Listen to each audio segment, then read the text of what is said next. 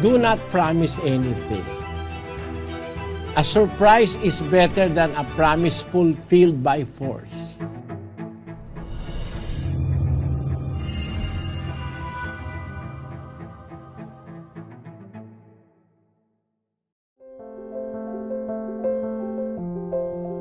This is my advice. Do not promise anything. A surprise is better than a promise fulfilled by force. You see? If you have no promises and you will just save little by little just to please your children or your father, it will be very, very pleasing to them to receive a gift which they do not expect, other than to receive a promise which they know is very hard to get, which they know and they are aware that you are to suffer just to give them your promises. You see, it is just like in dealing with God. God does not want us to take a vow which cannot be done by us as we have said it. The Bible tells us in the book of Ecclesiastes chapter 5 verse 4, let us read. When thou vowest a vow unto God, defer not to pay it, for he hath no pleasure in fools. Pay that which thou hast vowed. Better is it that thou shouldest not vow than that thou shouldest vow and not pay. You see, better is it that thou shouldest not vow than thou shouldest vow and not pay. You see, it is just like promising something which will entail a long time for that promise to be fulfilled.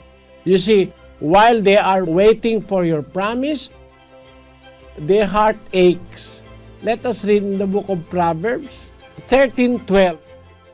Hope deferred maketh the heart sick, but when the desire cometh, it is a tree of life. A hope deferred maketh the heart sick. You see, it will even pain the heart when the hope is being deferred. When a promise is not fulfilled at once, there is a longing there that may pain the heart. But you see, when the desire cometh, it becomes a tree of life. So a desire fulfilled is joy. It's a tree of life. What do I mean? If you have no promise, but if you know that your child is asking for a particular thing, or a toy, or a dress, you did not promise, they are not expecting anything. If you have the means, you have already saved, and you have a surprise for your child or for your father, then it will be more glorious. It will be more acceptable than a promise that took a long time to be fulfilled. That is my advice to you. Do not promise, because you do not know what is going to happen tomorrow. You might fail on your promises. Let us read Proverbs chapter 27, verse 1. Boast not thyself of tomorrow, for thou knowest not what a day may bring forth.